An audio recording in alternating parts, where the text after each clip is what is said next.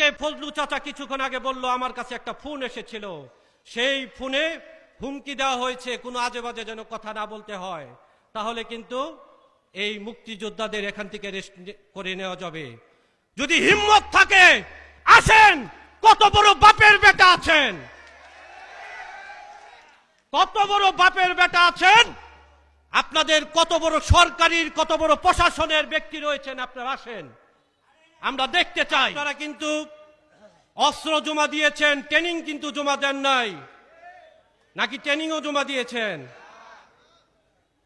আজকে যে পরিমাণ লাঞ্ছিত করা হয়, আজকে মুক্তিযোদ্ধাদের যে পরিমাণ অসম্মান করা হয়, বঙ্গবীর নির্দেশ দিলে আপনারা কি প্রস্তুত রয়েছেন?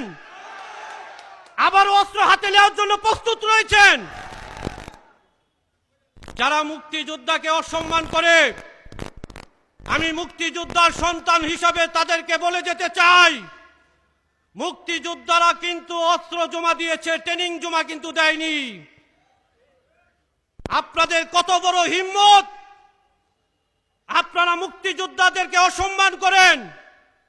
আর একটি মুক্তিযোদ্ধাদের যদি অসম্মান করা হয়, আর একটা মুক্তিযোদ্ধাকে যদি লাঞ্ছিত করা হয়, তাহলে কিন্তু আমরা পুরো বাংলাদেশকে ওই ঢাকা টাঙ্গাইল মহাসড়কে অবরোধ করে বিচ্ছিন্ন করে দেব। পারবেন না ডাক দিলে? আমরা চাই মুক্তিযোদ্ধারা যতদিন বেঁচে থাকবে তাদেরকে যথাযথ সম্মান দিতে হবে। আজকে যদি মুক্তিযোদ্ধারা এদের স্বাধীন না করত, তাহলে আজকে আপনারা কোথায় থাকতেন? আজকে আপনারা বড় বড় কথা বলেন।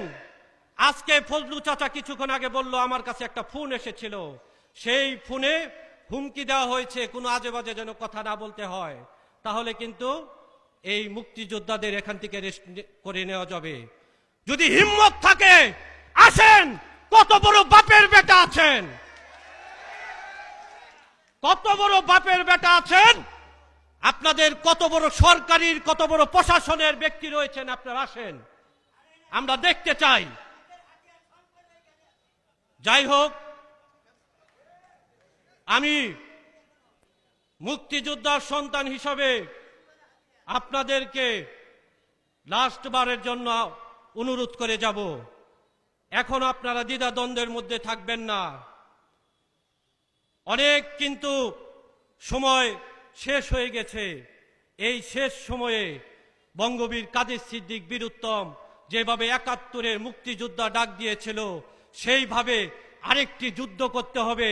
এবারের যুদ্ধ আমাদের চেতনাকে জাগ্রত করার যুদ্ধ, এবারের যুদ্ধ আমাদের মুক্তিযোদ্ধার ইতিহাসকে বেঁচে থাকার জন্য যুদ্ধ, এবারের যুদ্ধ আমাদের মুক্তিযোদ্ধাকে যেন আর লাঞ্ছিত না হয় সেই যুদ্ধ, এবারের যুদ্ধ আমাদের সম্মান রক্ষার যুদ্ধ। সবাইকে আমি আমার বক্তব্য শেষ করে, যদি ভুল বাড়তি হয় আমাকে ক্ষমা করে দেবেন। সংগ্রামী সুধী,